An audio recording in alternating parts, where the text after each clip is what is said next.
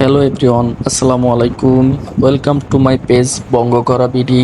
আশা করতেছি আপনারা যে যেখান থেকে ভিডিওটি দেখছেন অনেক ভালো আছেন, সুস্থ আছেন।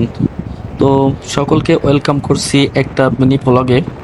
আমরা যাচ্ছি আজকে ঘুরতে, আর আমাদের ঘোরার জায়গাটি নির্ধারণ হয়েছে আমাদের খুলনা থেকে দক্ষিণে অবস্থিত জেলা সাতক্ষীরা জেলার কলারোয়া উপজেলার কয়লা গ্রামে যাচ্ছি। বৈশাখী মেলা উপলক্ষে মেলা বসেছে, মেলা দেখতে। সত্যি কথা বলতে এখানে যাওয়ার মূল উদ্দেশ্য হচ্ছে এখন মূলত ঈদের সময় যাচ্ছি একটা বিশেষ প্রয়োজনে, আর তার সাথে মেলা দেখে আসবো। এক কাজে দুই কাজ যাকে বলে, রথও দেখলাম, কলাও বিক্রি করলাম। যাই হোক গাইজ, মজা করলাম। তো দেখতে পাচ্ছেন আমরা চলতেছি গ্রামের আঁকাবাঁকা পিচ ঢালা মেঠো পথ দিয়ে, প্রকৃতির মাঝ দিয়ে প্রাকৃতিক সৌন্দর্য উপভোগ করতে করতে।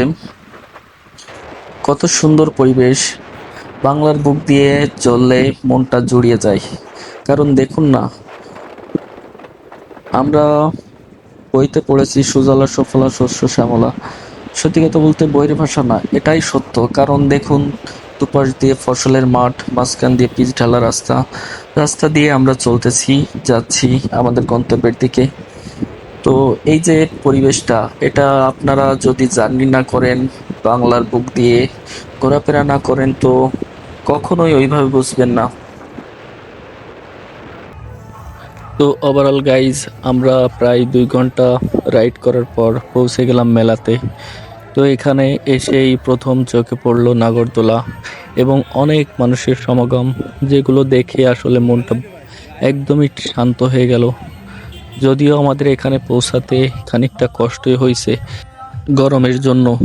ওভারঅল এখানে পৌঁছানোর পর মনটা ভালোই হয়ে গেছে। যাই হোক, দেখুন মেলাতে কত রকম মিষ্টি মিষ্টান্ন উঠছে, যেগুলো সচরাচর ওঠে না, কিন্তু মেলা কিংবা অন্যান্য অনুষ্ঠান উপলক্ষে এগুলো দেখা যায়, যেটা বাঙালির ঐতিহ্যের সাথে জড়িয়ে আছে। তো ফার্স্ট অফ অল আমরা যখন মেলাতে পৌঁছাই তখন আনুমানিক 3:30টার মতো বেজেছিল, কিন্তু তখন এতটা মানুষের ঢল দেখা যায়নি। কিন্তু বেলা গড়ানোর সাথে সাথে মানুষের ঢল যেন উপচে পড়তেছে। দেখতে দেখতে মেলা প্রায় পরিপূর্ণ হয়ে আসতেছে। তো যেটা দেখতে ভালোই লাগতেছে। সত্যি কথা বলতে এটা হচ্ছে বাঙালির ঐতিহ্য, আর ঐতিহ্যের সাথে সকলে তাল মিলিয়ে বাংলার সংস্কৃতিকে আর এক ধাপ এগিয়ে নিয়ে যাচ্ছে, যেটা বাঙালি হিসেবে আমাদের জন্য গর্ব হচ্ছে। তো মেলাতে ঘুরতে ঘুরতে এক পর্যায়ে দেখলাম অনেকগুলো মাছ উঠছে, যে মাছগুলোর আকার ছিল অনেক বড়। একটা একটা মাছ প্রায় 10,000 টাকার উপরে দাম হচ্ছিল। যাই হোক, মেলাতে ঘুরতে ঘুরতে প্রায় সন্ধ্যা গড়িয়ে রাত হয়ে আসছে। তো ফাইনালি মেলা থেকে কিছু কেনাকাটা করে আমরা এখন ফিরবো বাড়ির দিকে। তো ভিডিওটা যদি আপনাদের ভালো লাগে অবশ্যই শেয়ার করবেন, আর অবশ্যই আমার পেজ বঙ্গকরা ভিডিও ফলো দিয়ে পাশেই থাকবেন। তো সকলকে ধন্যবাদ। আসসালামু আলাইকুম।